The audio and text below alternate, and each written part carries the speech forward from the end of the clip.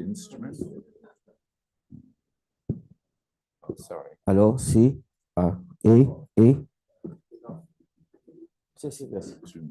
Estamos preguntando porque hay problemas con los recursos de internet, entonces puede que esté sonando mal. 1, 2, 3, sí. Nos van a decir desde comunicaciones.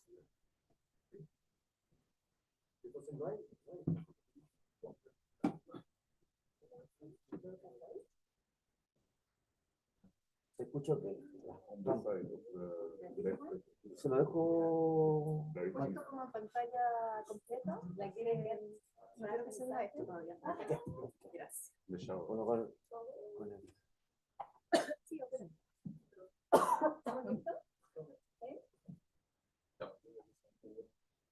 Okay, then.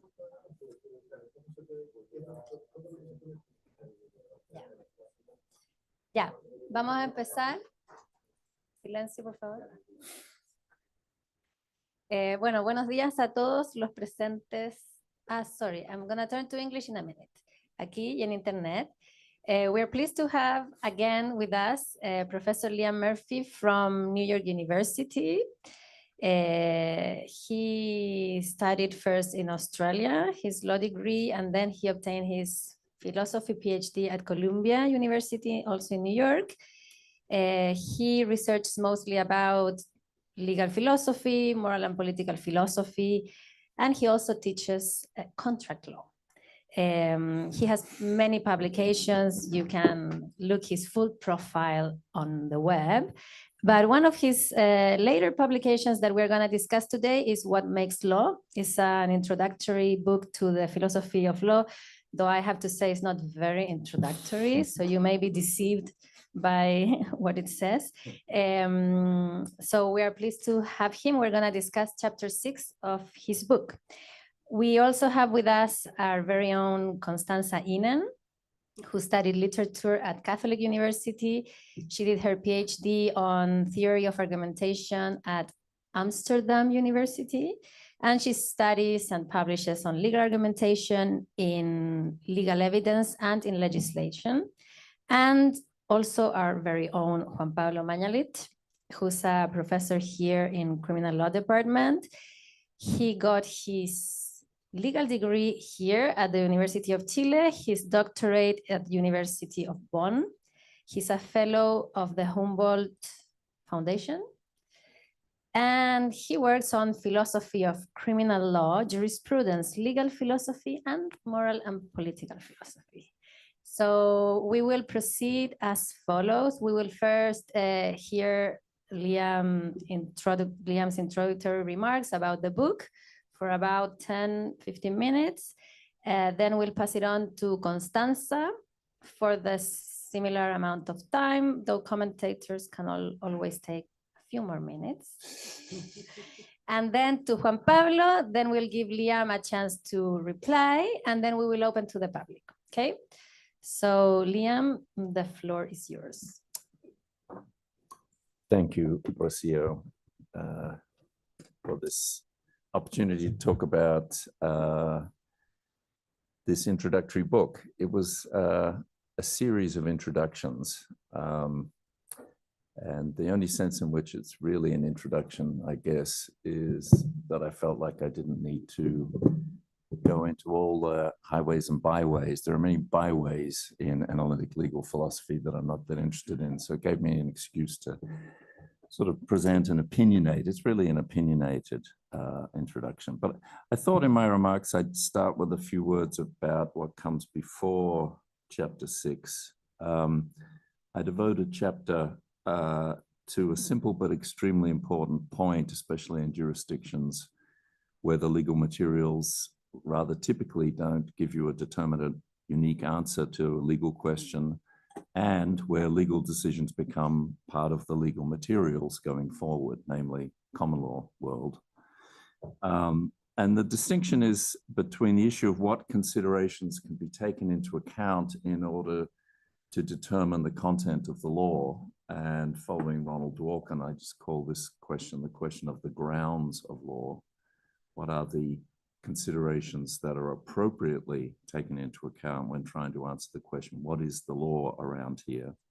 On the one hand, and on the other hand, what considerations can legitimately be taken into account by a judge making a legal decision about a dispute in front of her. And the second account we tend to call a theory of adjudication.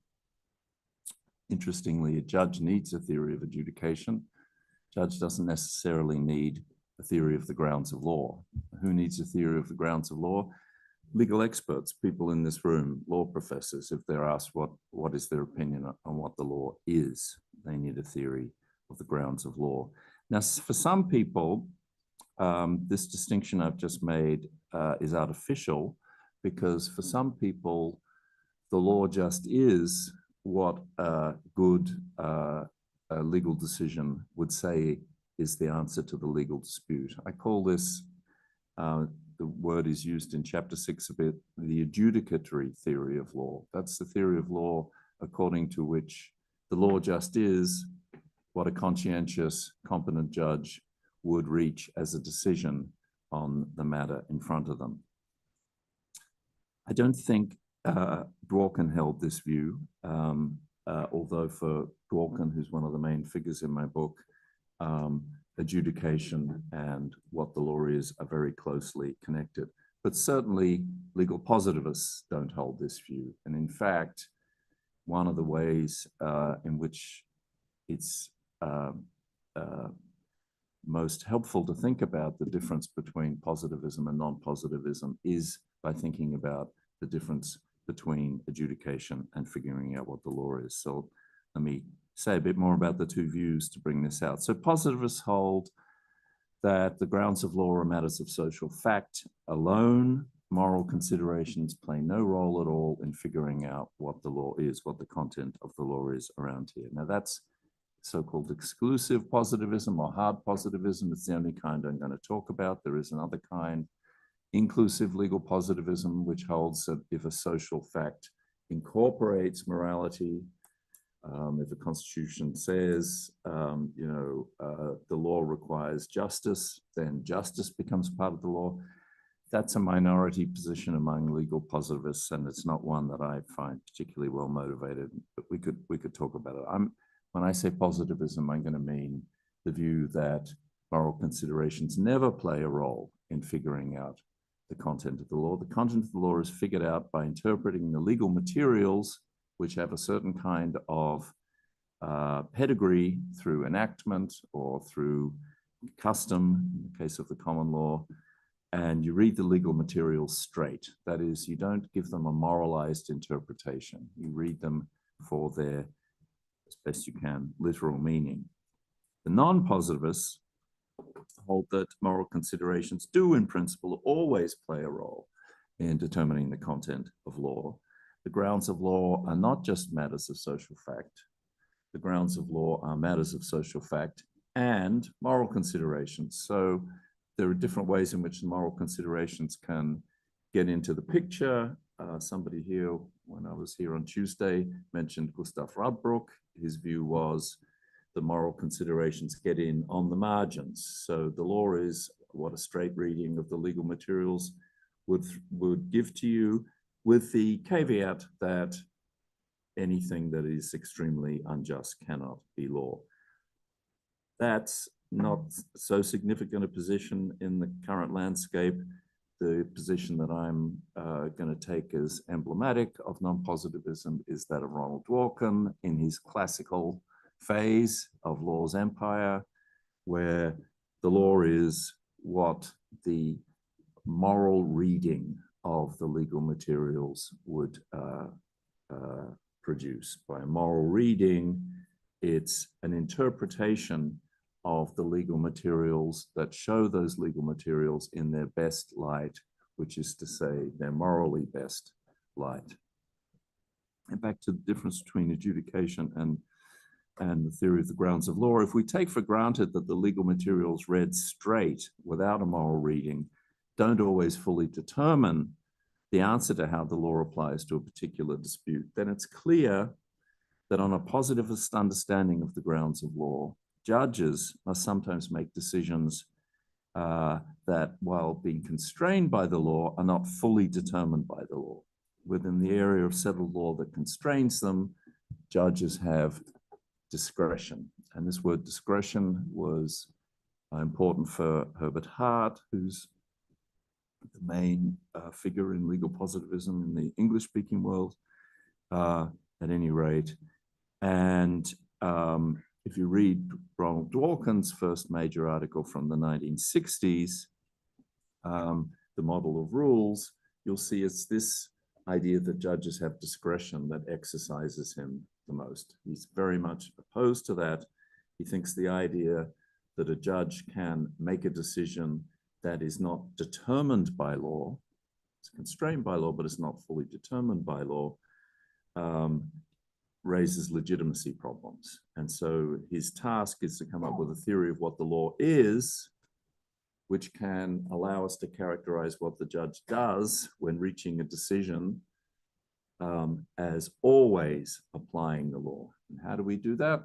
If we think that a judge who is dealing with a situation where a non-moralized reading of the legal materials doesn't give them an answer, what are they going to do? They're going to try and come up with the best way of going forward, of filling the gaps, resolving the ambiguities, best given the purposes of law. It's going to be the morally best they can do. That's fine as far as a positivist is concerned. Judges should do that. It's just that they're in part making law to the extent that judicial decisions have precedential force. And Dworkin wants to say, no, they're not making law. The law already is that, or law already is that moral interpretation. That, in a sense, is the main disagreement. They're not disagreeing about what judges should do. They're disagreeing about how to describe what judges are doing. And the positivist is saying, inevitably, part of what a judge is doing goes beyond the law. There's no way around that. And the non-positivist of Dworkin's ilk says a judge is never going beyond the law. And how do we decide between these two camps? And that's really what this chapter is about. How do we decide between these two camps? The non-positivist is going to say, look, law is something good or striving to be something good. So obviously, when there's a bit of indeterminacy or ambiguity, you should resolve it in favor of the good. That's the kind of thing law is. And the non-positivist replies, no, no, no, that is not the kind of thing the law is. In fact, that's dangerously ideological to say that the law is a set of rules put down by the de facto authorities. And it's very important not to assume that the existing de facto coercive political order, as Kelsen puts it, is good. All right. Maybe I'm going on too long. Let's see how many minutes do I have left. Okay, good. So how to resolve the dispute? In disputes about normatively important concepts very familiar in philosophy. So we dispute about liberty, democracy, the rule of law, and sometimes we can just sort of bypass these disputes. So in the case of liberty, what we tend to do is say, well, there are a bunch of different kinds of liberty. There's negative liberty, there's positive liberty, there's Republican liberty, there's some kind of liberty as Kantian autonomy. These are all different kinds of liberty, and we'll resolve the dispute about what liberty is by saying it's a bunch of different things. What about democracy? Some people think democracy is a system of government where majoritarian institutions always have to be authoritative, and any departure from that is a departure from democracy. Other people say, no, democracy requires equality, and equality requires institutions in addition to majoritarian legislatures. So any political order which doesn't have these guarantees for equality, that may require a Bill of Rights and judicial review, will not be democratic. How do we resolve this disagreement about what democracy is?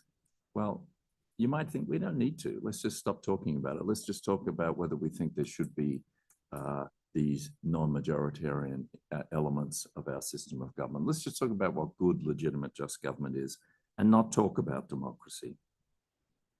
Could we do this for the concept of law in the face of what I describe as persistent disagreement about what kind of thing law is that motivates these two camps, the non-positivists and the positivists.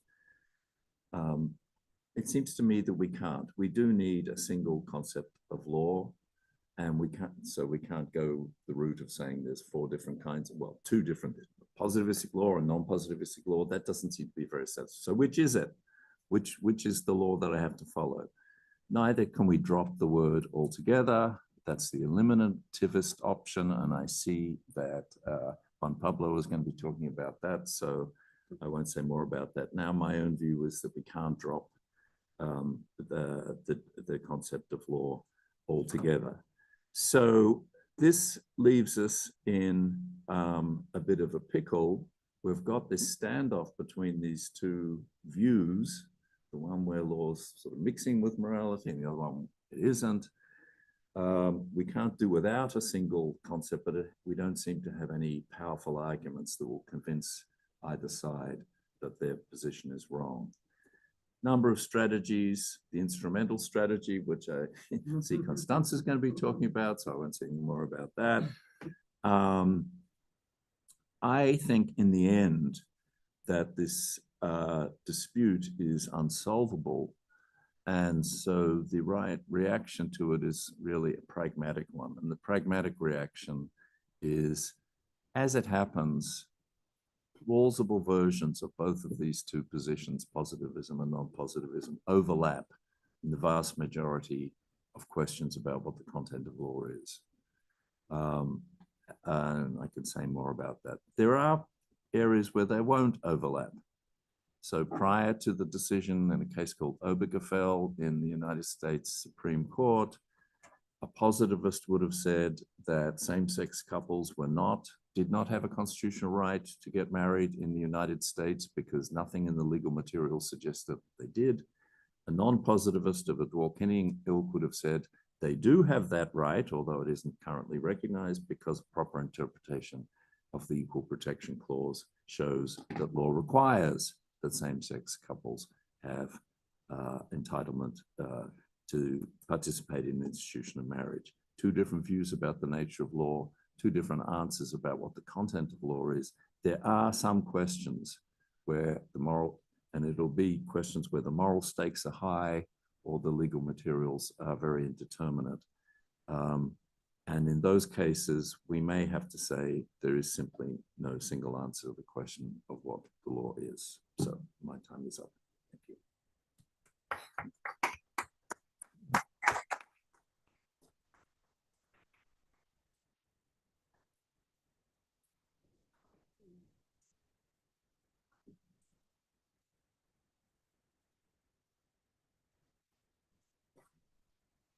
So first of all, thank you, Rocio, for the invitation to comment this chapter. Thank you, Liam, for the opportunity to read it and analyze it. Yes. Te voy a acercar al Right. Yes. gente que quiere escuchar. Yeah. Okay. So get started. So as suggested by the title, Liam Murphy's book deals with the question, what makes law? Until chapter 6, this question is understood as a question concerning the grounds of law. That is to say, the question as to whether moral considerations are ever relevant when we are trying to find out what the law is, as opposed to what it ought to be. I said that Murphy deals with the question of the grounds of law in the sense specified, not that he addresses or responds to the question of the grounds of law. And the reason for choosing this formulation is that even though he makes clear to the reader which is the answer he favors, it's very clear, his aim is not, at least until chapter 6, to provide an argument in favor of his preferred response. Rather, his intention is to analyze the dispute over the question of the grounds of law as it has developed between positivists and non-positivists, and on the basis of this establish, I think this, well, you tell me if it's a fair summary, but first, whether the question of the grounds of law matters. Second, whether the disagreement can be solved in a substantive sense. And third, if the issue is intractable. Sorry, and third, if the issue is intractable, whether we should therefore assume an eliminative perspective towards the dispute. So in short, his answers are: 1, the question of the grounds of law matters; 2, the dispute between positivists and non-positives about the grounds of law is intractable substantively; but third, we should not assume an eliminative perspective towards the disagreement. So I'm not going to go through the main arguments of each of these claims. I will concentrate only on the second claim that I mentioned, so the dispute over what makes law is an intractable substantive disagreement. And in relation to this, I would like in particular to look at some of the arguments that are presented there. So as Professor Murphy said, one of the central questions that he tries to address in chapter 6 is, so how we decide between these two perspectives and whether we can. And so on the one hand, we have those that say, so at the beginning we have a normal dispute in the sense that there is opposing camps, right? One says moral considerations are never relevant. The other says they are always relevant. And so how will we move on from here?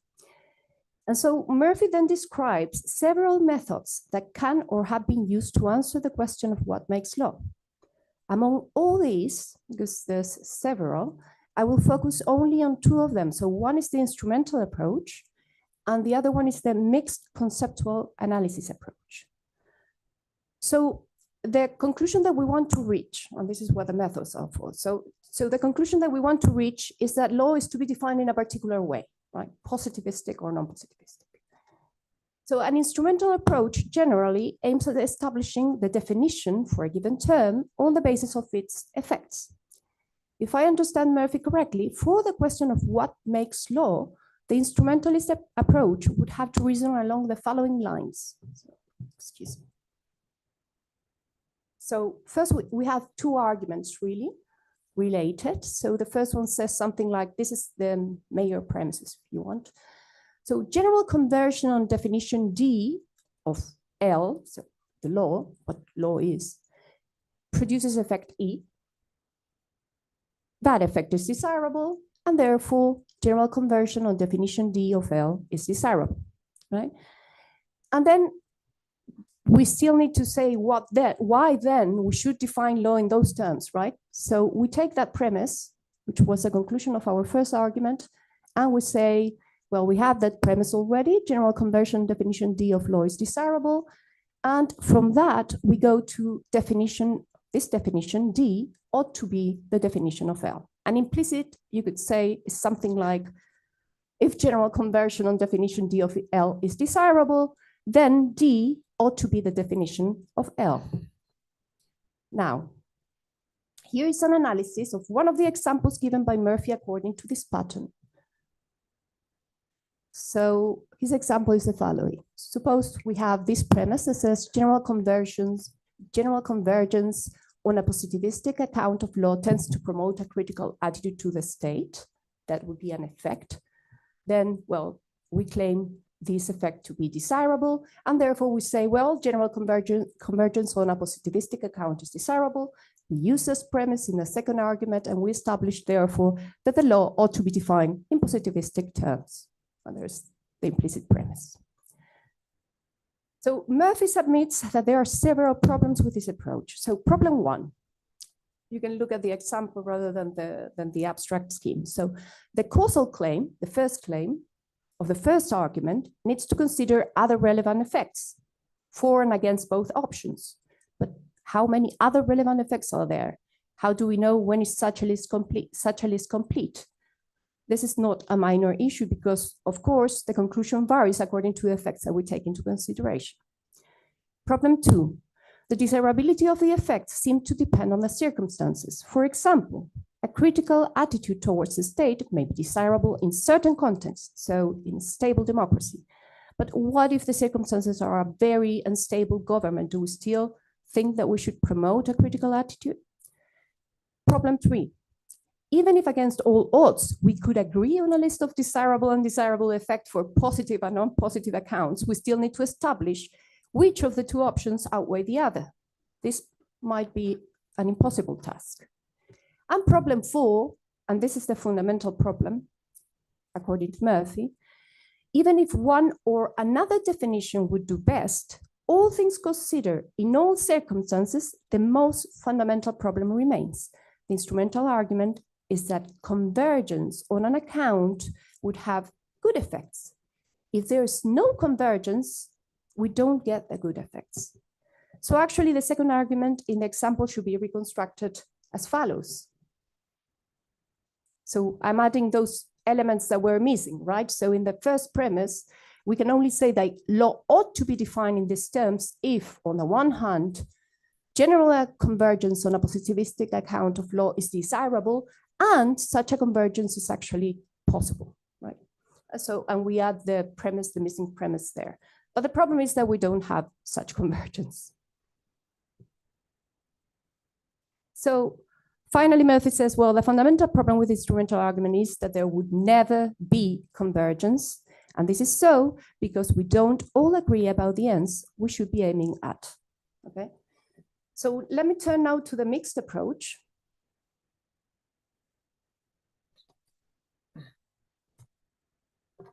This is a form of conceptual analysis which combines descriptive and normative elements to construct a definition of law. It is descriptive because part of the definition is based on the way the concept is used in practice in general, and it's normative because it takes a moral political stand on substantive issues which have been contested. So it takes a bit of agreement, right? But at the same time, it takes a position towards things that are contested. So Russ and Dorking would exemplify this method. I'm going to use the example that Professor Murphy gives for Dorking, which he mentioned. I'm less confident that this reconstruction is right in terms of the abstract, I mean, my reconstruction, but I would say maybe it would be something like this. So first of all, we pick up some feature F, which we think everyone would agree is part of the practice, right? In this case, the example is democracy. Then we try to characterize that feature in the best light possible. And then from that, we define law in the sense that this is a feature of law, right?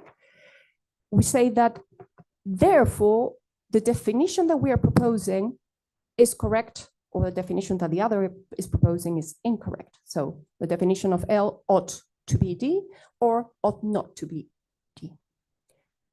Now, there is a strange premise here, if you can see, if you want to connect this with these premises with a conclusion, right? So it's something like this. If L has feature F, and F is characterized in the best possible light, according to some political theory, then the definition of L ought to be D, or maybe ought not to be D. This is the example. He says, suppose, and this is Dorking, right? He says, well, an essential, or let's not say essential, a central feature of democracy that people seem to agree with is that it is, it relates to self-governance, right? And so this is the feature I take as granted. And then I argue for a view of what it means, self-governance, right? And what Dorkin says is something like this. There are substantive preconditions of equality that would have to be met before a society could be rightly said to govern itself by majoritarian institutions.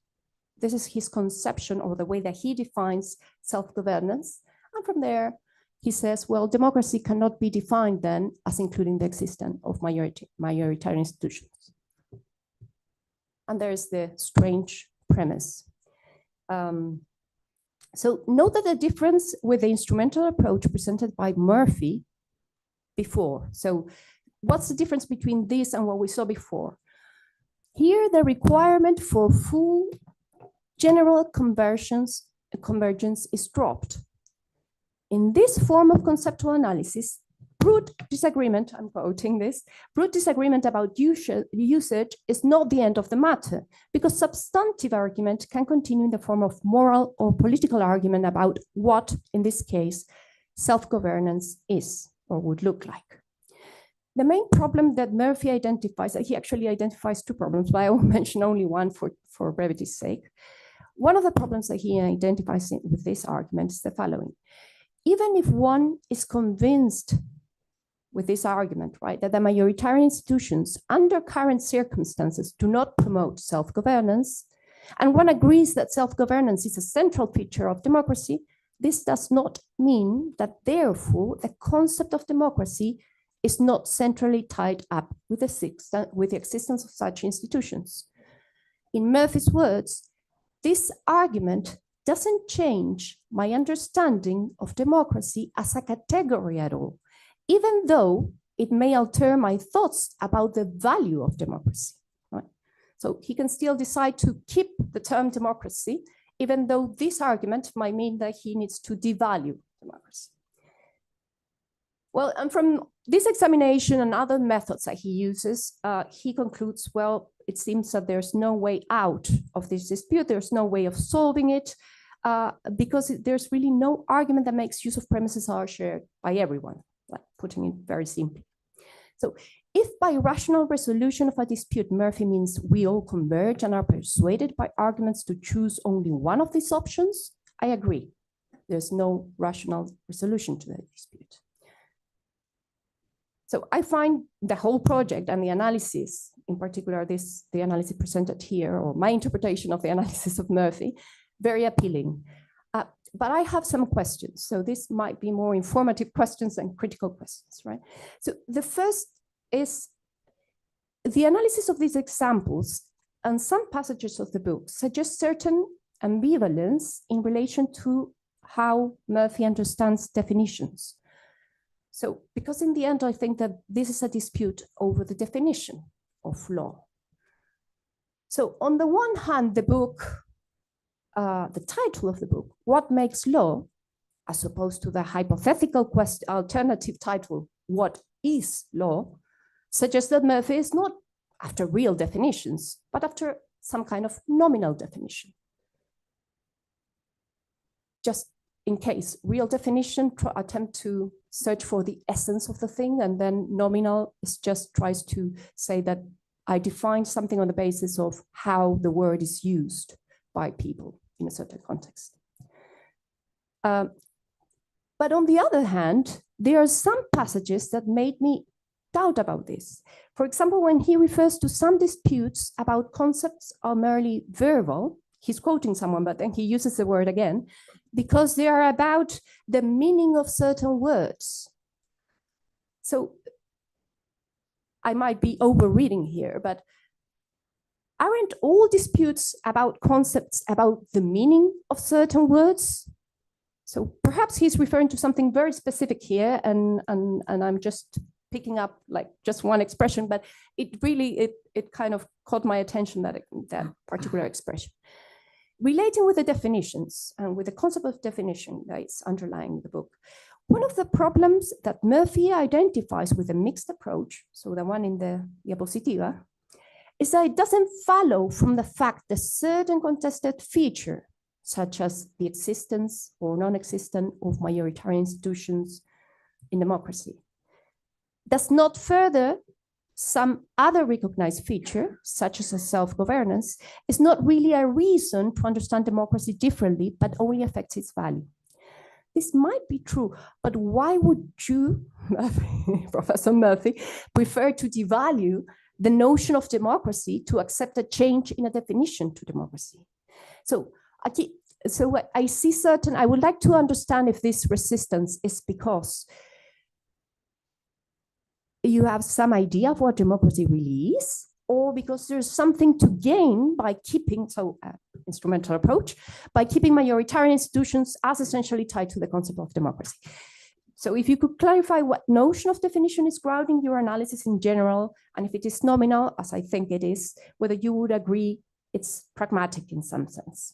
And then number two, I have only two comments. So this second comment and I finish. One thing that strikes me when analyzing the methods, and particularly the instrumental method, was the introduction of a premise that demanded general convergence on a certain definition for the definition to achieve its alleged effects. So I'm going to go back to the, yeah, it's there. So if you see the first premise is general convergence. So, and this demand can be observed in Murphy's analysis of other methods. So my question is the convergence between positivists and non-positivists necessary for a rational resolution of a dispute? This question might not make much sense like that, but I think that the answer depends on how you characterize the dispute and who are the parties involved. When philosophers argue about what makes law, they do not only argue with each other, they also tacitly argue, or at least present arguments for consideration to other parties, judges, law officials, even legal scholars, or perhaps other legal scholars, or perhaps legal students who do not have already strong commitments relating to this matter.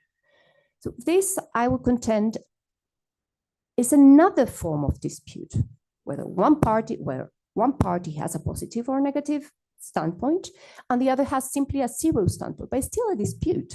So you argue for your claim.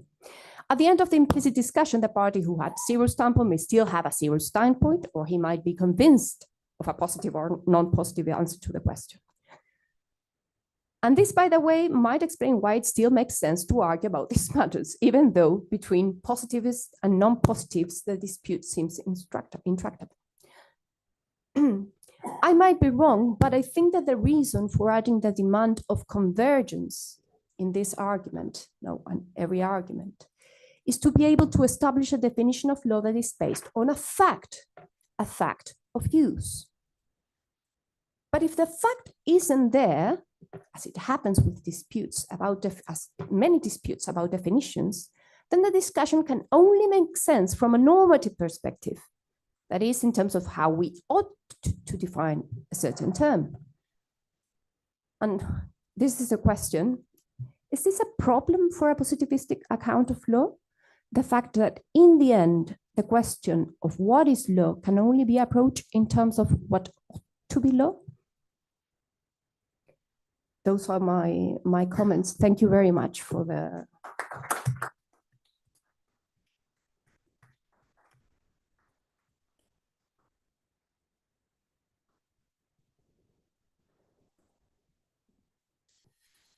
I would like to start by thanking Rocío Lorca for having invited me to offer this comment addressing chapter 6 of Professor Murphy's book, What Makes Law? And of course, Professor Murphy himself for having written the book, as well as for giving us an account of the main issues he addresses there. Since the title of the chapter in question is simply Law, and since the name of the author of the book is Murphy, I guess that to my surprise, I will be offering a comment on Murphy's Law. By this, I do not mean to convey, of course, that the subject matter of my commentary will be the intricate and disputable principle according to which if something can go wrong, it will go wrong. Yet the coincidence appears not to be entirely unfortunate, for one could say that upon the argument presented in his book, Murphy thinks that something has indeed gone wrong in the field of general jurisprudence, and that perhaps it is a good idea to establish whether, according to Murphy's law, it had to go wrong. What has gone wrong, according to Liam Murphy, consists in the philosophical efforts devoted to understanding what law is, which Murphy tends to frame as the question about the nature of law, as something that he thinks is internally connected with, in his terms, the question of how we determine the content of the law in force. On his view, this last question can be more briefly identified as the question of the grounds of law. He adds then, at least within the last 2 centuries, the philosophical enterprise aimed at answering it has revolved on whether moral considerations are ever irrelevant when we are trying to find out what law is. Of course, the dispute thus raised is a dispute that divides positivistic and non-positivistic views of the nature of law, at least when the minimal commitment shared by non-positivists is identified with the claim that, at least potentially, I would say, moral considerations always matter for establishing what law is. From a different angle, however, the same dispute underlies the subdivision within legal positivist camp between exclusive and inclusive positivists, since the exclusivists or hardliners claim that moral considerations never matter for establishing what the law is, whilst the inclusivists or softliners claim that it may sometimes matter depending on whether a legal source makes morality relevant for determining what the law applicable to some case is. Chapters 3 and 4 present Murphy's reconstruction of positivism and non-positivism in what I would describe as a philosophically mature or grown-up way. That is, in a way, tightly linked to the concern of why the dispute actually matters. To give you some grasp on what I mean by this, I will now move towards the specific topic of chapter 6. A crucial move in that direction already appears in chapter 2, which Murphy dedicates to the analysis of the connection between the question about the nature of law and the question of the grounds of law. In this context, we find the following provisional statement of the problem he attacks in chapter 6. I quote him: "Each of us needs to take a stance on the dispute about the grounds of law if we want to be able to offer answers to legal questions. Far from nothing turning on it, it looks as though, as far as the law is concerned, everything turns on it. Of course, if it did not matter what the law is, then the dispute about the grounds of law would not matter. This eliminativist attitude to the law, radical though it is, must be taken seriously. I discuss it," Murphy says in chapter 6.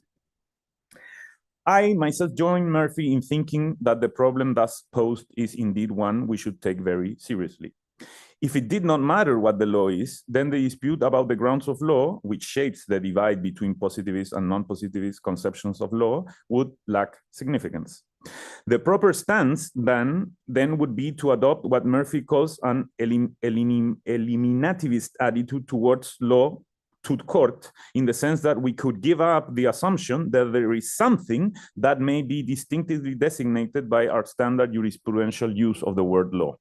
The difficult question, however, is how one should define more precisely the very notion of elimination in this context. Before going into this question, I would like to highlight what, to my mind, is a major achievement in Murphy's treatment of the problem of whether our best ontology of the social world we inhabit makes the concept of law dispensable. The achievement lies in the suggestion that the currently most prominent version of a non-positivist conception of law, which Murphy identifies with Dworkin's adjudicatory view of law, would seem to support, or at least welcome, the eliminativist stance.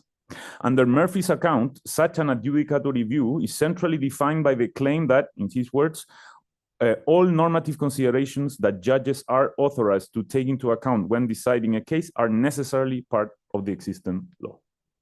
If this is so, and we further assume, as Dworkin would do, that, I quote Murphy again, that there are moral reasons to accept the law, this is something he discusses thoroughly in a further chapter of the book, but I wasn't invited to speak about that chapter, then nothing would be lost if people, instead of treating law itself as reason-giving, were to treat the adjudicative practice itself as reason-giving.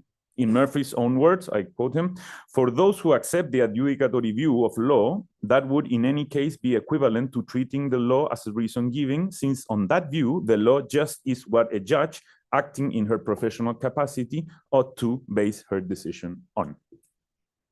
The crucial point is that upon this understanding of what law is, one cannot make sense of the fact that, as positivists recognize it, judges may exercise powers that, on some conditions, enable them to actually change the law. In contrast hereto, advocates of the adjudicatory view do not enjoy the required conceptual space for acknowledging the possibility that, as Murphy puts it, while I accept the law as it is, I believe that the courts ought to overrule the relevant precedent or invalidate what has until now been valid legislation. So in Dworkinian terms, you don't have space to make that distinction. From this observation follows, I quote him again, that the very issue of the grounds of law, as opposed to a theory of adjudication, has clear significance for those who reject the adjudicatory view of law, but unclear significance for those who accept it. Thus, one should expect that if we came to regard Dworkin's adjudicatory view as correct, we would then have to welcome the eliminativist invitation. However, the task Murphy undertakes in chapter 6 of the book is precisely that of arguing against the sensibleness of accepting this invitation.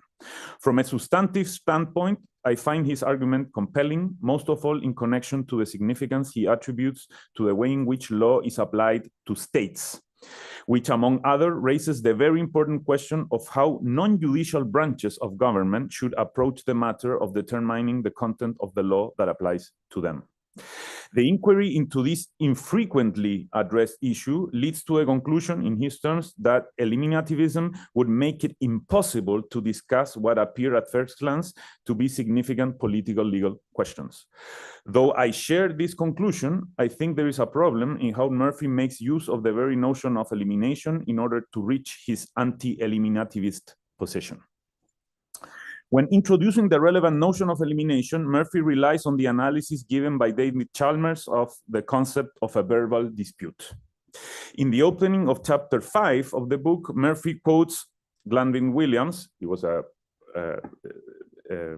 theory of law, but a great criminal law scholar also. Williams remarked that the dispute over what makes law ought to be seen as a verbal dispute and nothing else. That's Williams' approach. The chapter 5, is then devoted to the consideration of a number of controversies within the broad realm of practical philosophy that seem to be marked by disagreements concerning what the content of a value-loaded notion such as liberty, democracy, justice, and so on is, which then Murphy compares with the concept of law. The comparison takes place under the question of whether the controversy surrounding each of those notions is a substantive one or instead a merely verbal dispute. Thus, for instance, Murphy tackles down the problem of whether any relevance whatsoever should be attached to the inquiry into the nature of democracy, observing that what should be at stake is the articulation of a theory of legitimate or just government, for which, he adds, we don't need to think about the nature of democracy. Rather, he adds, when we continue our discussion by talking about the values of self-governance, political voice, and political liberty, the epistemic or instrumental value of majority voting, and so on, without returning to the question of what the content of the concept of democracy, that is, the meaning of the word democracy, may be. Precisely at this stage of his argument, Murphy makes explicit that he's resorting to what Chalmers calls the method of elimination.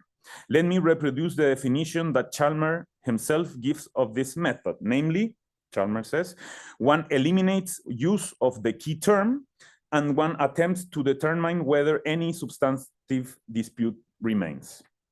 Yet it is critical to notice that we are speaking here of a method designed to determine whether the controversy concerning the application of some concept is or not a merely verbal dispute.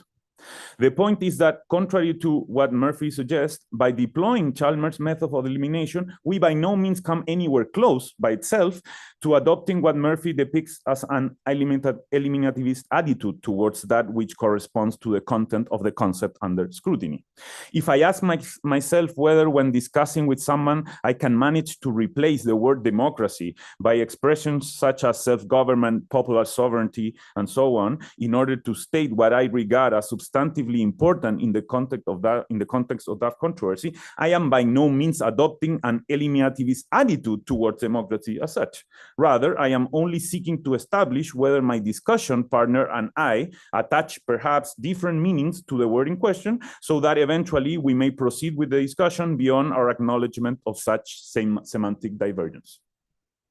I think that in Murphy's argument, there are actually two entirely different notions of elimination playing a role, and that the clarity of his argument suffers from the failure to acknowledge that difference. Further, I would claim that what Murphy links to the adoption of an eliminativist attitude to the law has a much more exact equivalent in the view concerning propositional attitudes and other mental states that philosophers of mind identify with so-called eliminative materialism. The analogy is a telling one. I think, in particular because within the landscape provided by the philosophy of mind, Chalmers' method of elimination seems to come much closer to an entirely different view, deprived of any metaphysically eliminativist implications, known as logical behaviorism. This is the view, so logical behaviorism, held among others by philosophers who were part of the Vienna Circle, for instance, that sentences referring to mental states of various sorts can be properly translated into sentences in which the words speaking out the given mental states are replaced by expressions defined in strictly physical terms. The crux of the matter is that, according to the defenders of logical behaviorism, from the fact that such a translation is admissible, nothing follows concerning the metaphysical status of mental states. The doctrine of eliminative materialism is driven by a completely different commitment, namely to the claim that the postulation of mental states as such is to be abandoned. Paul Churchland would be the champion of the enterprise. No? And not because, this is very important, I think, to the argument, not because mental states ought to be identified with physical states in the way this is asserted by advocates of different sorts of reductive physicalism, identity theories, but rather, this is the essence of the view of eliminative materialism, but rather because talk about mental states would not make reference to anything at all. The persistence of everyday reports about our mental states ought to be explained, according to eliminative materialism, ought to be explained by our provisional lack of a scientifically informed description of neural mechanisms and brain processes. In this way, the sort of eliminativism promoted by eliminative materialism can be validly identified with a form of nihilism towards the mental. Shifting our attention back to legal philosophy, I am tempted to conclude by suggesting that we know of a view that embraces such a nihilism towards the law, thus favoring the adoption of an eliminativist attitude. Ironically, this view is known as legal realism. It is a genuinely important question whether the considerations presented by Murphy may support the claim that Dworkin's adjudicatory view may perhaps correspond to a different sort of nihilism towards law. Thanks very much.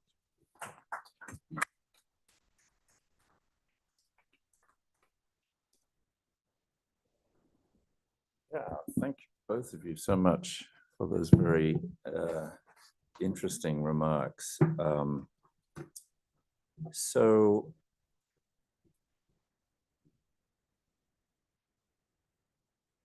Constanza asks whether there's an ambivalence with respect to definitions. Is this real or nominal? And you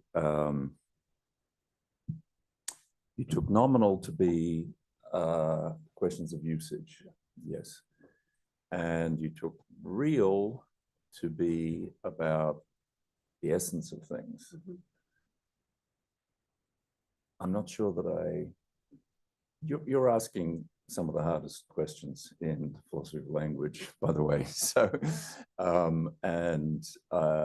my expertise in this area is limited, but the position I tend to favor is that disputes about the content of a concept, such as the concept of a chair, are equivalent to disputes about what you regard as the most fundamental facts about that thing, and that there is no distinction between the two.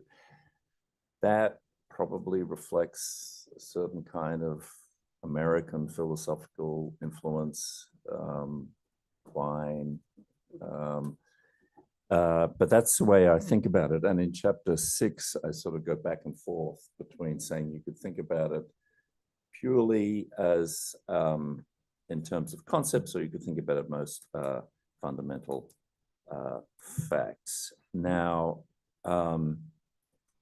you questioned whether I thought that conceptual analysis was somehow distinct from an account of the meaning of a term, and I don't. And that just makes it clear how Quinean this is. So the questions of meaning are just going to be certain kinds of questions of fundamental fact. So I don't know whether that helps. Now, when you had another question, is why would I devalue democracy rather than accept the definition of democracy? My thought there is just that what Dworkin and Raz in different ways are forcing on us is a method of thinking about conceptual analysis, thinking about the essences of things, where what the thing is in part a matter of what would make it good. It would be better, therefore it is the kind of argument. And I am skeptical of that approach. So what I would say is that when Dworkin says, look, don't you see that majoritarian institutions in themselves aren't good for anything? You need to have a background of a certain established equality in order to constitute the community that can govern itself through majoritarian institutions. I might say, yeah, I'm completely convinced by that political argument, but the way I understand what democracy is it's this majoritarian thing.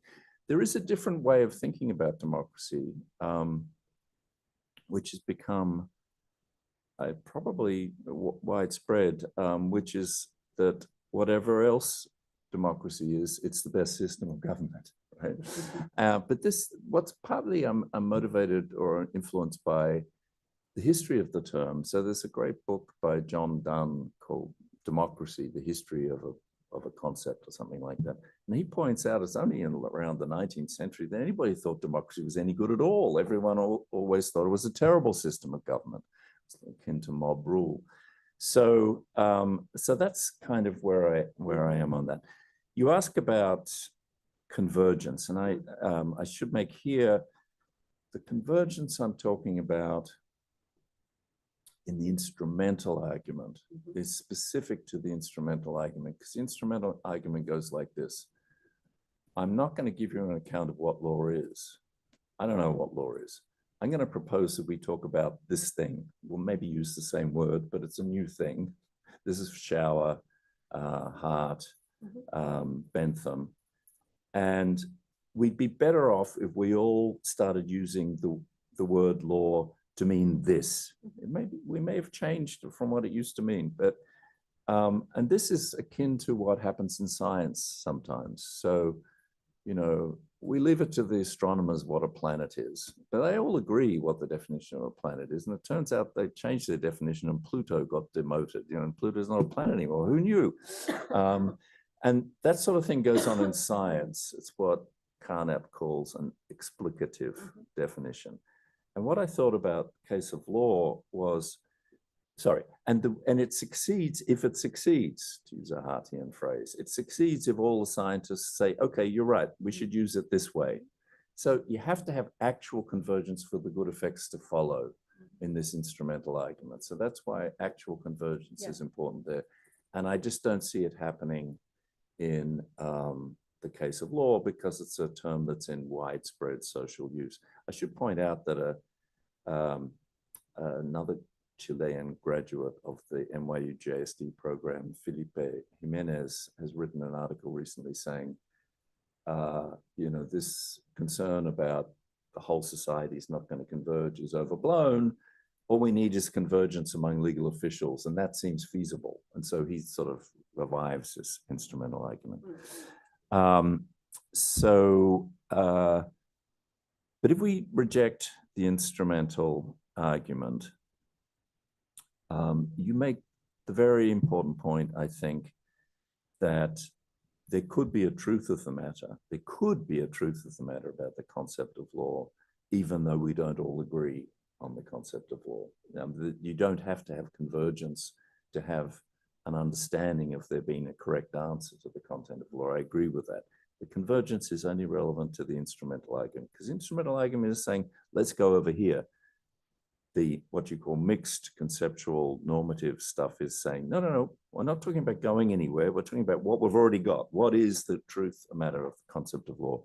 And I agree there could be a truth of the matter, though disagreement continues. It's just that I think that any argument that I'm aware of on this dispute in particular is inevitably appealing to premises that the other camp just rejects out of hand, because they've already given the game away as far as positivism versus non-positivism is concerned. And that's why I find it intractable. But I agree with you, and it's important that intractability itself does not rule out the possibility of there being a truth of the matter. I mean, think about intractable disputes in ethics, you know, utilitarianism or non-utilitarian. Talk to Peter Singer, there's no way you're going to persuade him of anything that's not utilitarian. So you might think, oh, there's no truth in that. No, I think, you know, he might be right, he might be wrong. Okay, so those are my responses there. Juan Pablo, I'm not sure that I really understood. So we've got this connection with eliminativism in the philosophy of mind. And I understand the distinctions you're making there. And but I'm not sure that I fully understand what the comparison is. So is the idea that I could be saying there's no such thing if you're an eliminativist, that the eliminativist, call him Lewis, because my colleague Lewis Kornhauser is the inspiration for this discussion. Is Lewis saying there's no such thing as law, as eliminativists, eliminativist materialists say about mental states? Or is he just saying we don't need to use that level of description, we can use a different level of description? Have I got the ambiguity right? The two different positions. Good. And I'm not sure which view you're attributing to my channeling of Lewis, but I think his position is the latter. We don't need this level of description. And whether there's a thing that we don't need to talk about, we'll talk about the physical, even though there may be the mental, we'll talk about all the other stuff, even though there may be the law. I still think it's an unacceptable position. And it's actually, now that I'm talking through it, I'm understanding your point better, and I find it very helpful. It really is a pragmatic disagreement that I have with Lewis. You could re-describe all statements about what the law is in other terms, and and Lewis says, this whole dispute about what the law is, it's intractable, it's a waste of time, let's just do this re-description. I'm skeptical about the pragmatic possibility of doing that, and I think it's going to obscure important political issues. And I'm glad you agree with me that the most important one is how to think of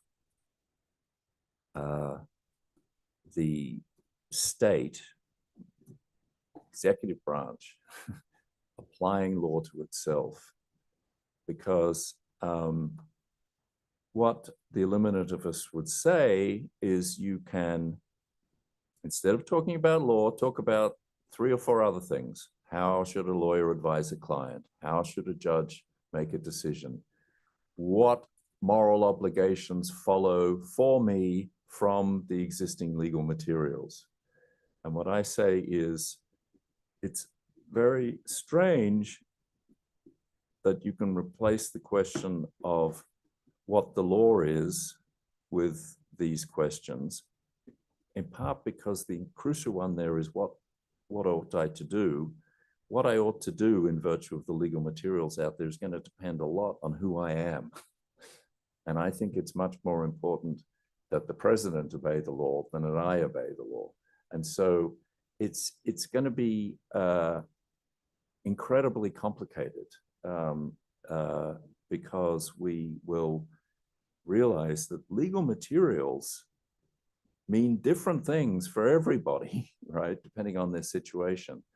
And something that I find sort of quite helpful to get into focus, the main objection is, what is a legislator thinking that they're doing if they're producing these materials which have different significance for everybody?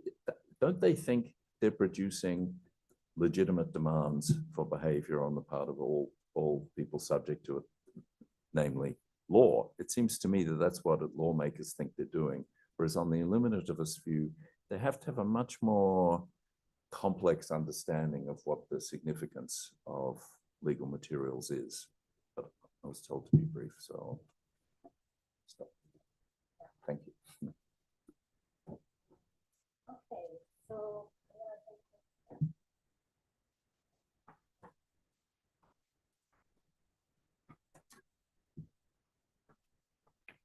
I have to take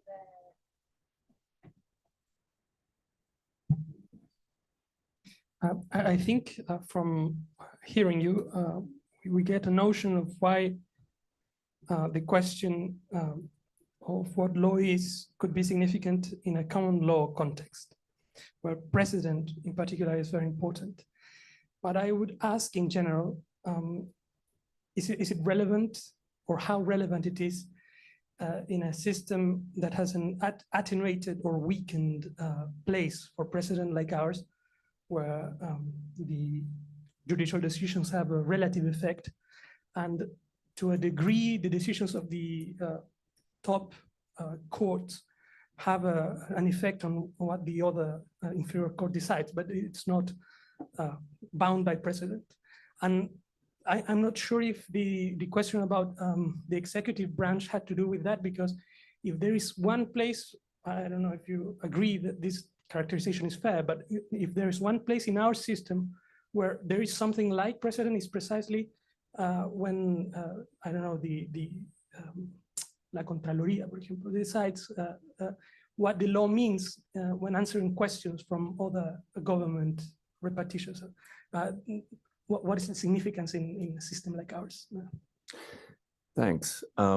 So there's no question that this issue, as it's discussed in Anglo-American jurisprudence, often assumes a common law background, and that Dworkin in particular is concerned about the idea of judicial discretion, because if judicial decisions have precedential force, then they are new sources of law.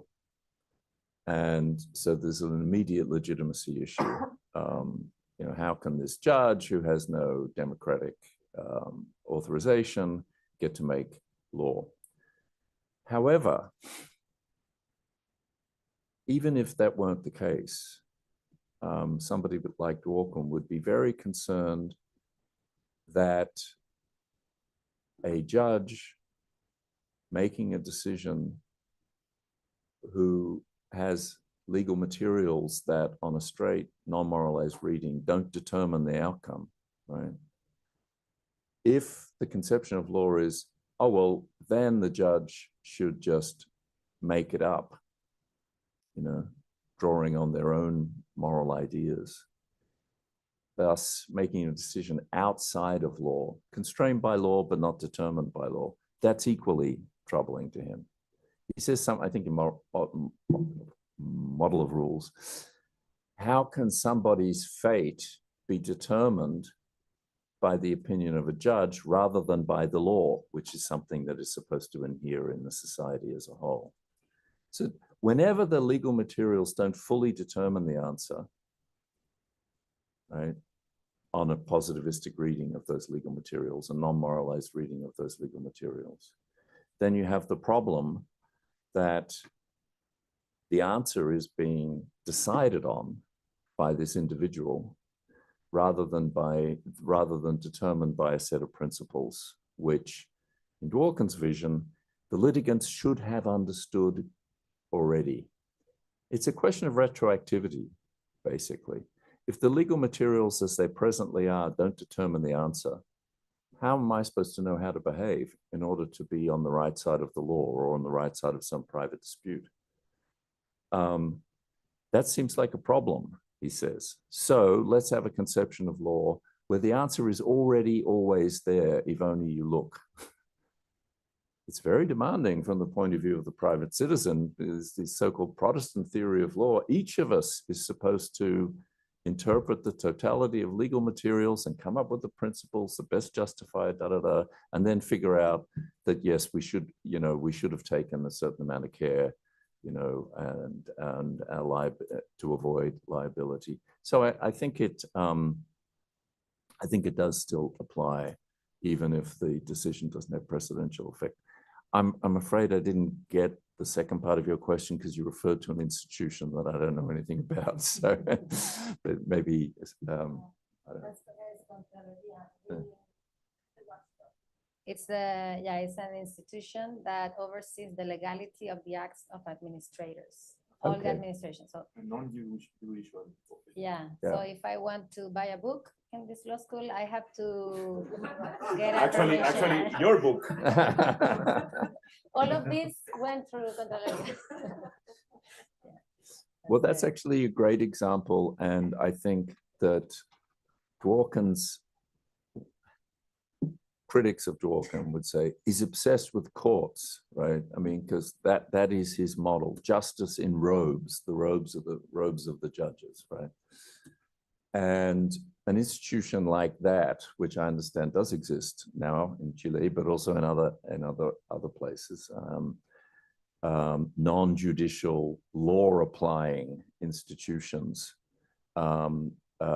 definitely raises significant objections, I think, to his focus on adjudication by judges as essentially the theory of what the law is, right? So now, what does this do for eliminativism versus non-eliminativism is interesting, because Lewis would say, well, this non-judicial body, they'll have their own standards for figuring out what they ought to do. Courts will have their standards, individuals will have their standards.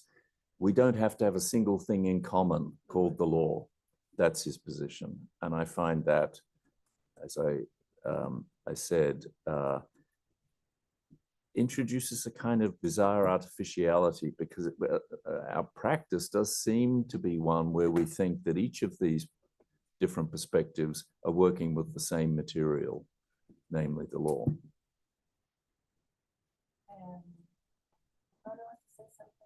But I can wait.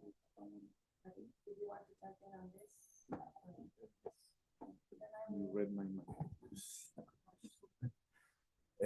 Yeah, so I think what you just said in reference to how Kornhauser sees the debate is actually important for the point I was making before.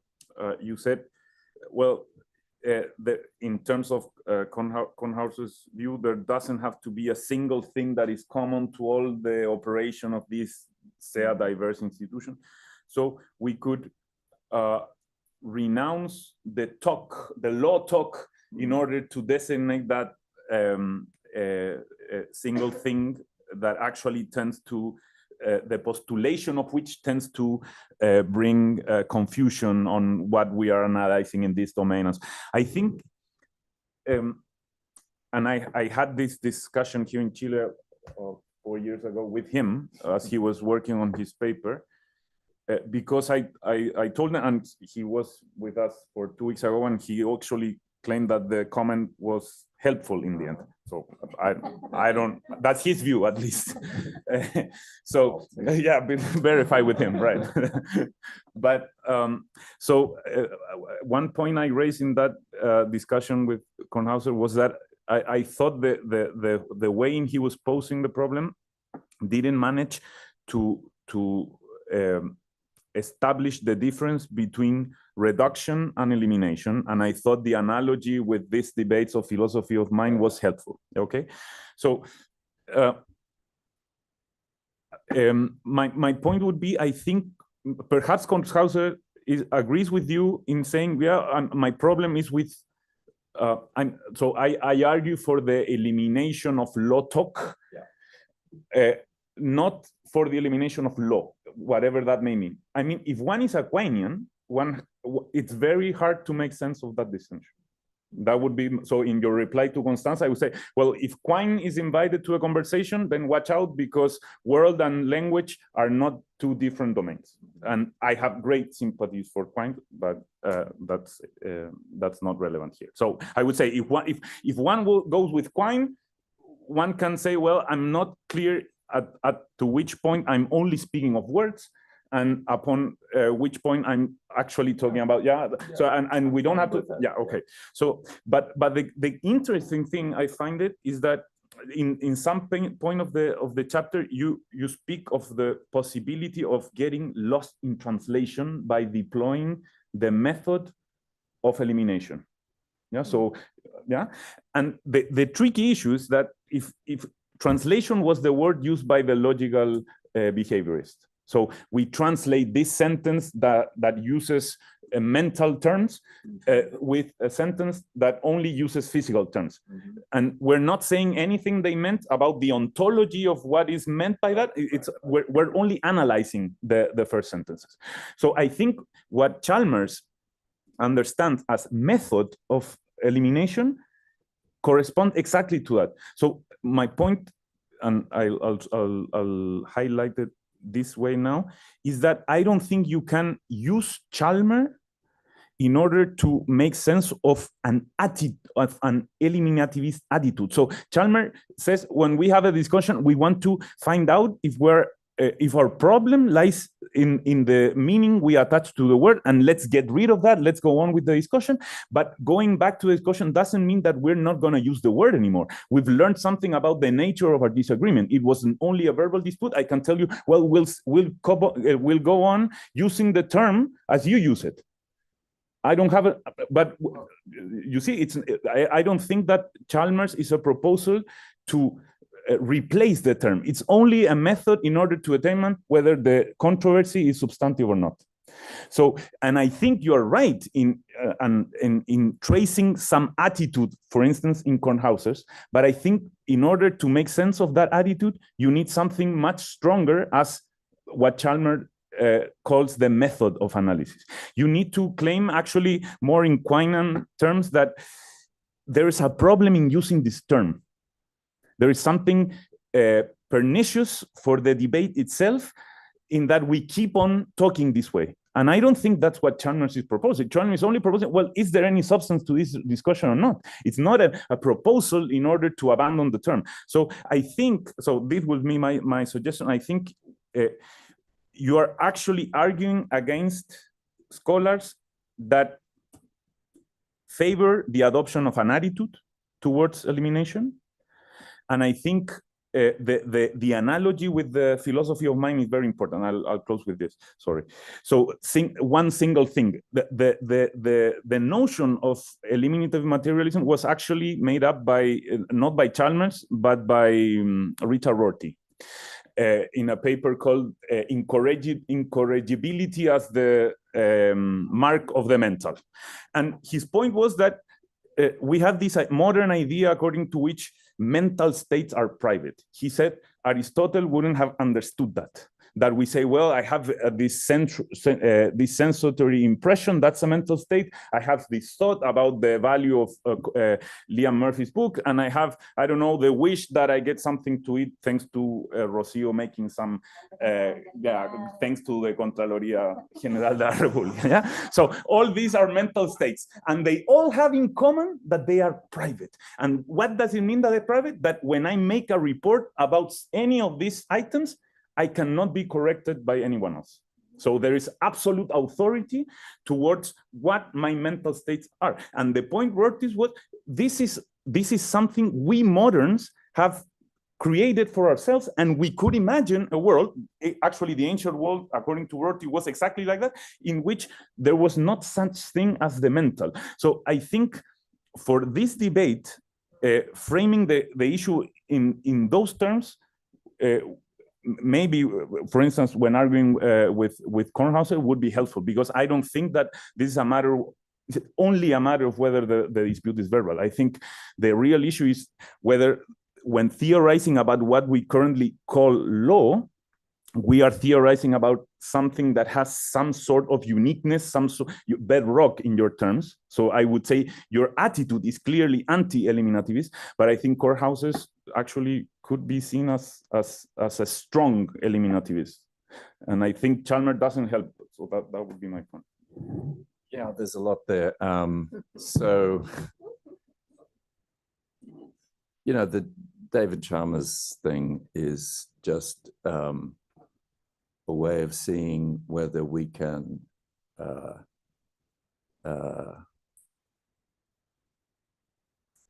come to the conclusion that this debate we've been having wasn't about anything substantive. And there are two ways he suggests that we could.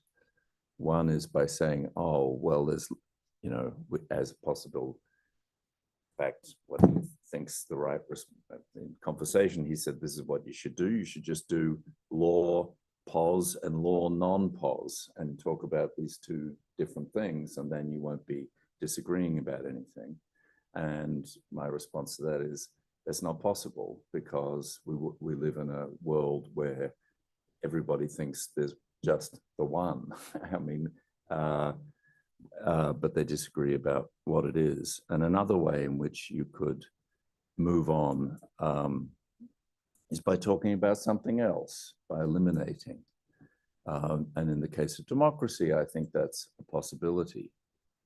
So the question is, can we treat our dispute about the concept of law as purely verbal? In Chalmers' sense, no, in my view, because neither what he calls the subscript gambit or the eliminate gambit will work. Now, nonetheless, Lewis thinks we can drop the word, and it will show that we weren't disagreeing about anything substantive, and we can just replace it with all these other questions. I think that does make sense in the case of democracy. You can just replace the argument about what democracy is with arguments about, is judicial review a good idea? Should there be bills of rights? Should there be supermajoritarian voting rules for some, in some countries? Just argue about that stuff. And that's probably all that people arguing about the design of democratic institutions care about.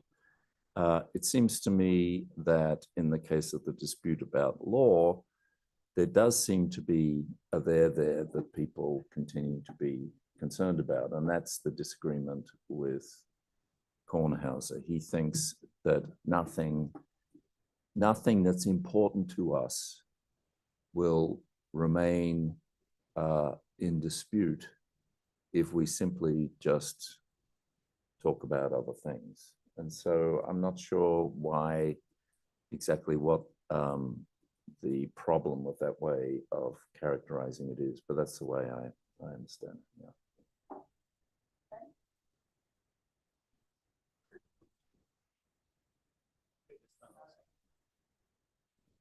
Thank you for the presentation. So I had a general reflection on conceptual theory, because you claim that we kind of need one concept of law, or at least that would be desirable.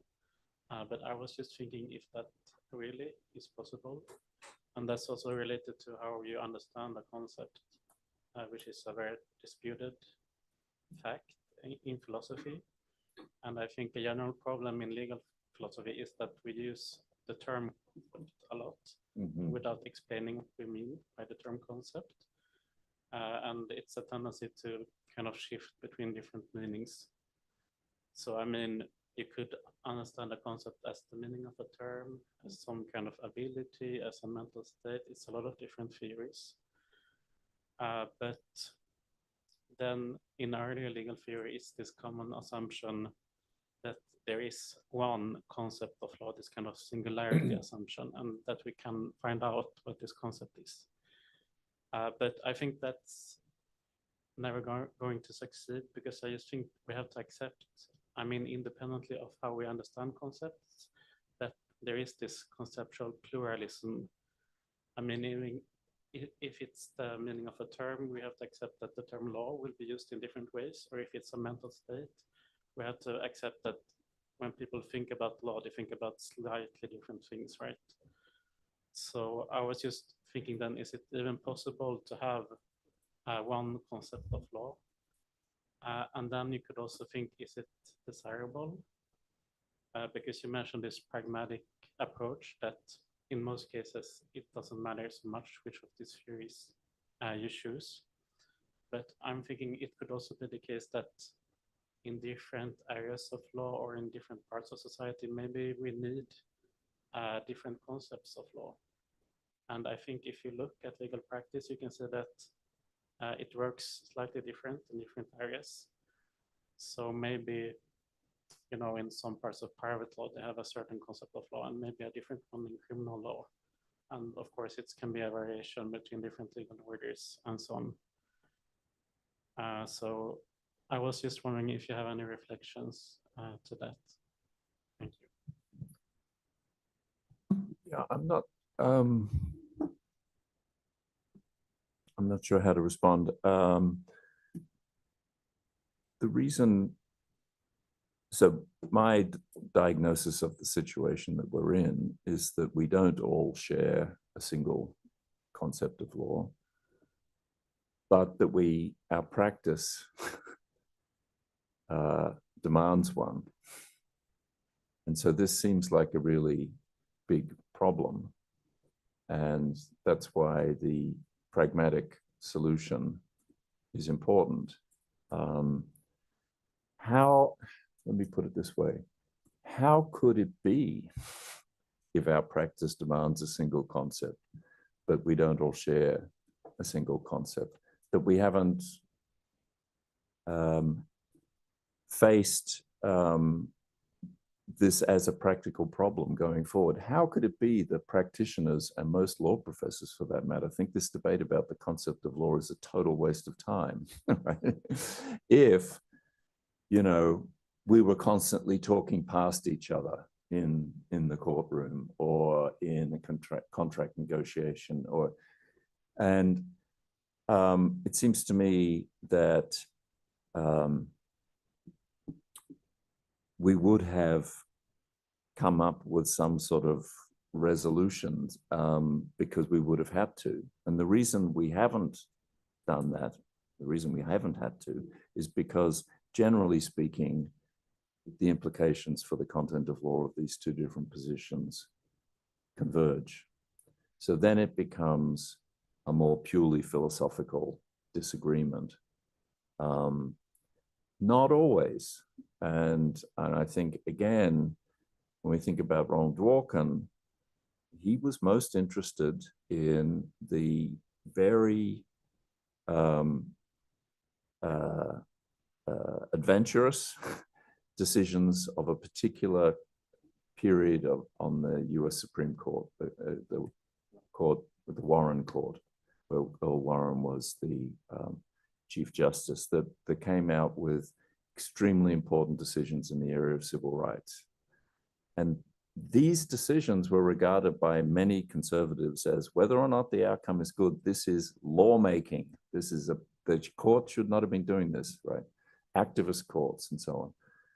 And I think the right thing to say about what they did was there was no single answer to the question of what the law required on school desegregation, particularly on abortion and so on and so forth. So they did, in fact, go out on their own. Dworkin wanted to give a story such that even in those highly controversial areas, there was already a legal answer. So I think even without saying positivism is true, I think we can say what the Warren Court did was in that area where the two positions do not overlap. And so you can't say that what they did was determined by law. And so there is some residual practical significance to the fact that there are these two views out there. And it's, you know, this is all coming back in, you know, a sort of period of revenge by the people who lost those battles in the 1960s. So we're going to see a reverse set of arguments coming up as we deal with what happens with this current court. Yeah.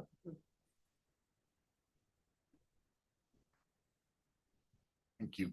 My point was exactly the last one, the one about the Warren Court and Dworkin's view on the Warren Court.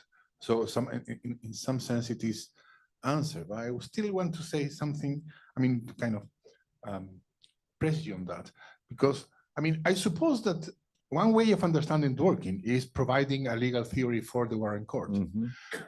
He didn't like that way of understanding.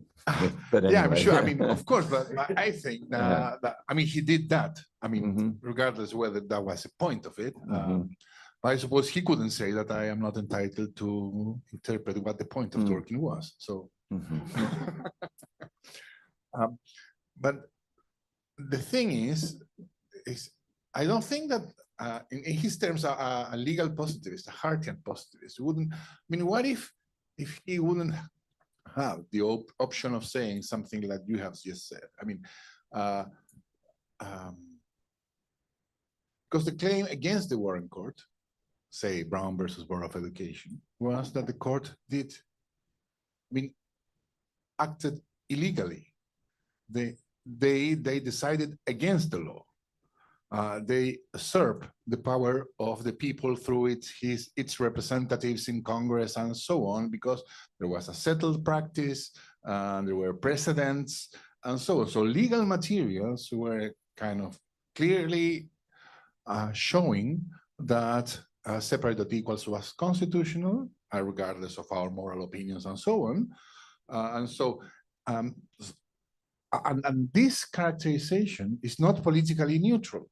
So, because you said before, I mean, and you said now, in a way, it seems that positivists and non-positivists are not disagreeing about what judges do, but about the way in which to describe it. But actually, they are disagreeing in whether judges are acting like judges in those cases, or they are usurping power that don't belong to them, whether they are acting against the law. I mean, I suppose this is the objection against the Warren Court that I would say Dworkin wanted to rebuke. So it's interesting that positivists would, of course, fall upon themselves to say that their positivism doesn't have any of these political consequences. I mean, they would say positivism is neutral in politics, right? I mean, it's not for or against the Warren Court, but it is. It isn't. It isn't. It isn't neutral. It isn't. So what Raz, who I think was the positivist who thought most deeply about these issues, would say is that courts have more than one function. Judges have more than one function. One of their functions is to apply the law. And another function they can be given, depending on the circumstances, is to be, I can't remember his phrase, something like custodians of questions of fundamental right. So he would say, defending the Warren Court, that they have a role of almost as a non-elected political branch to make decisions about the best interpretation of constitutional rights. And so it was within their power. It's only not within their power if their power is limited to applying the law. So then it becomes a dispute about what's the proper role of courts. And Dworkin thought that you'll never convince anybody that the court should do anything other than apply the law. And he's right on the politics of it. I mean, every judge who goes before the US Senate, it's just a joke. And my job is to call balls and strikes. You know, I will only apply, whether it's John Roberts or Elena Kagan, they all give the same answer, right? So that is the public culture insists that judges only apply the law. Dworkin wanted to give a theory that could make that not a lie. You know, and I do think that was a big part of his motivation. It's interesting that, if I may be indulged for a second, Dworkin was the great American judge Learned Hand's last clerk, and he was a positivistic kind of judge. If anyone who teaches private law, he's just the best of the American judges, and he was against courts taking on the role of deciding, interpreting. He's kind of like Jeremy Waldron's views on judicial review. Disagreement about issues of fundamental rights should not be decided by courts. They should be decided by the people. And he was writing, he wasn't on the bench when he had Dworkin as his last clerk. So what Dworkin did was talk to him about lectures he was writing on the role of courts.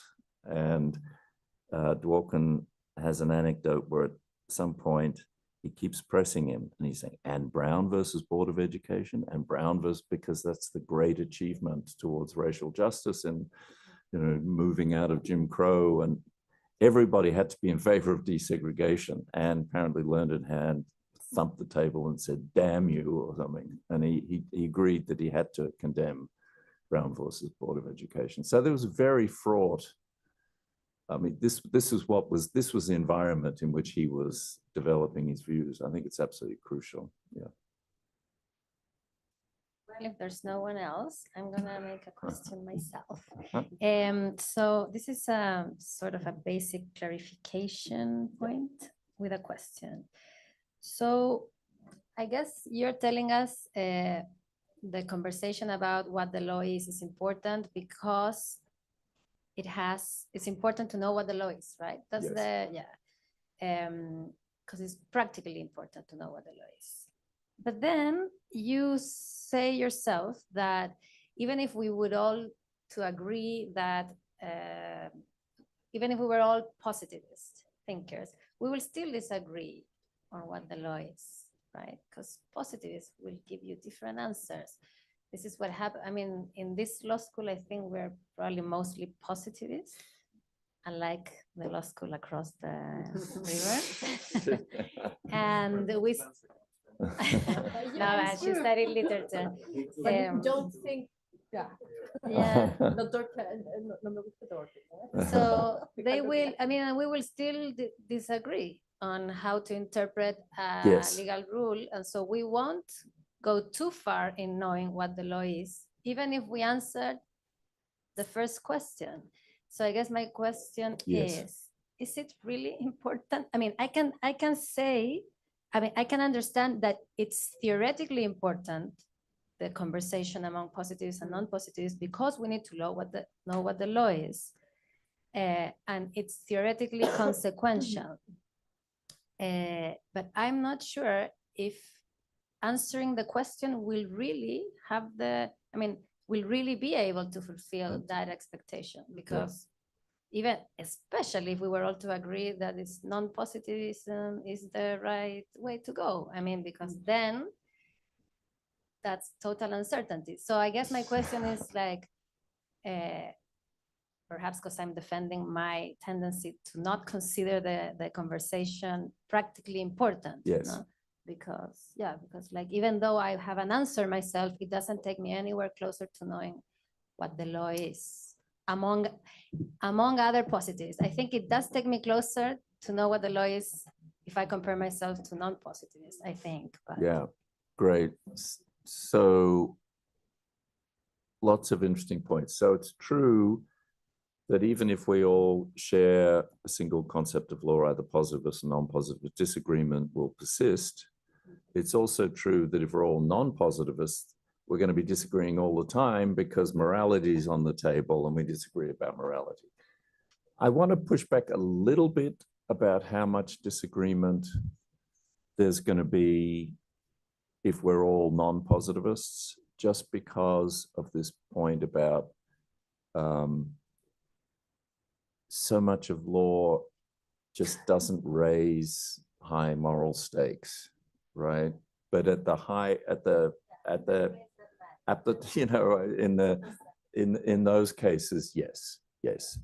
But I completely agree with you that we're all positivists. Yeah, I think probably all my contracts colleagues are positivists, and we disagree about the decision in certain case in the Sixth Circuit about whether you can be bound by a contract when the terms show up in the box, you know, this kind of thing. And there's disagreement about the concept of law is playing no role at all in that.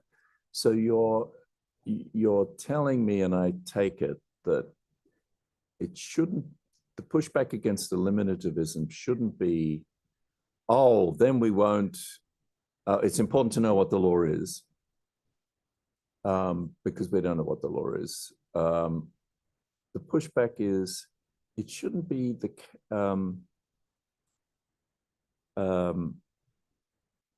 it shouldn't be the case that we're arguing about nothing when we're arguing about the concept of law, that we're arguing, that we're arguing past, either about nothing or that we're arguing past each other, which should be that we share the, ideally, if we had just one concept, sorry, this is very complicated. There is a thing we're arguing about, and ideally, suppose we're all positivists, we would share the criteria, right? And that, it seems to me, would matter if we think that, for example, the president should follow the law, right? Just to take a random.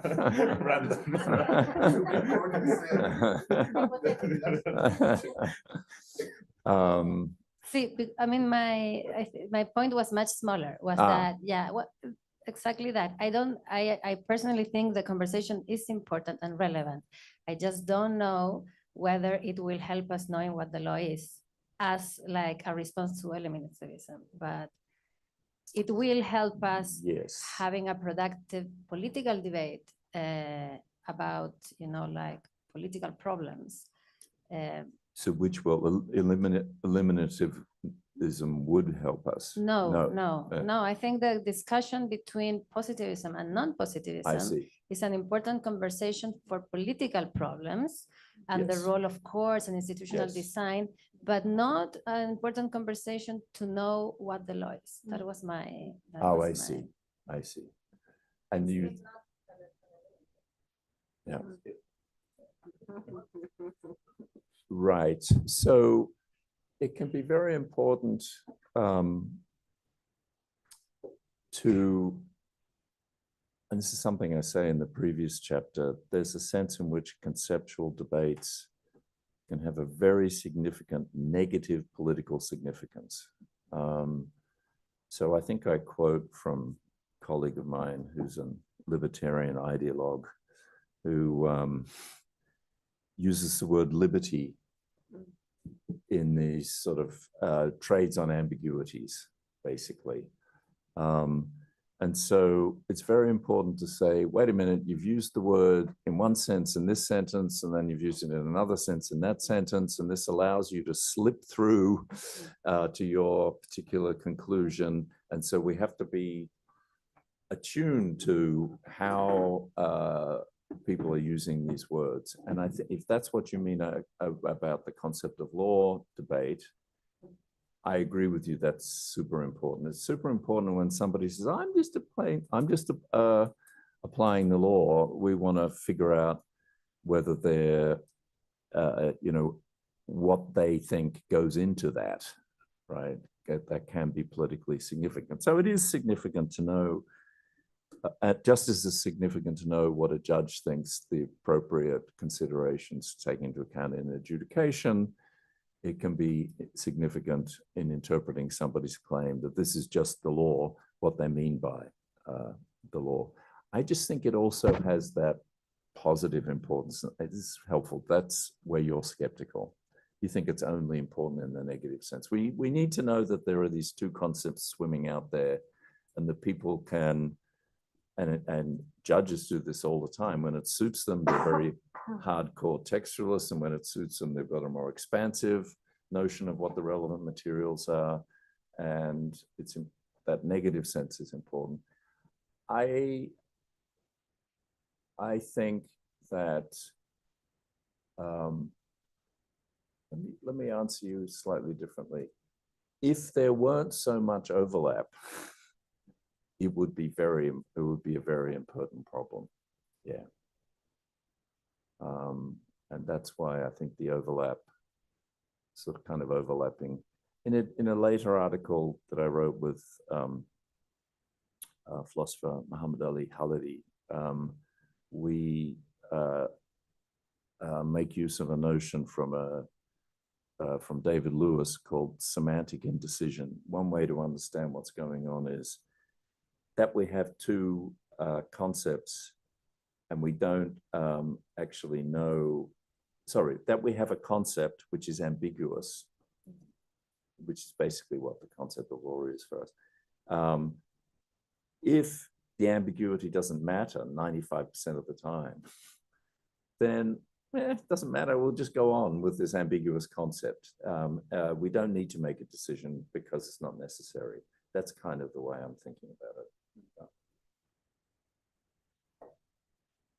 Okay, I will go into my different role. And thank you, everyone. Thank you, Liam, Constanza, Juan Pablo. I think there are some refreshments outside, but I can't guarantee it. But I hope Juan Pablo was right.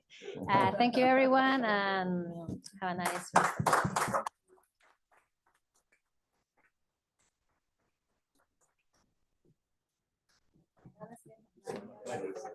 It's very